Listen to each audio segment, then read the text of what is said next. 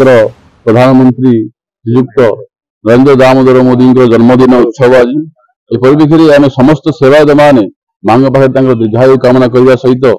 जीवन यात्रा किभली भाव धार्मिक चिंताधारा एवं स्वच्छ चिंताधारा जो अच्छी आगू आगमन हम आगू बढ़ से विषय माँ पाखे प्रार्थना करूँ दीर्घायु कामना करने सहित आम माँ मंगल कामना करूँ। आशा करता गंजाम जिले में आम छत्रपुर स्थित ब्रह्मपुर स्थित माननीय प्रधानमंत्री आसुँच बहुत खुशी किंतु आम चाहूँ कि माँ तारातारिणी पीठ को सी आसतु माँ तारातारिणी दर्शन करने सहित भगवती आदिशक्ति आशीर्वाद नियंतु एवं से आशीर्वाद नहीं समग्र भारत वर्षर सेवा करूँ।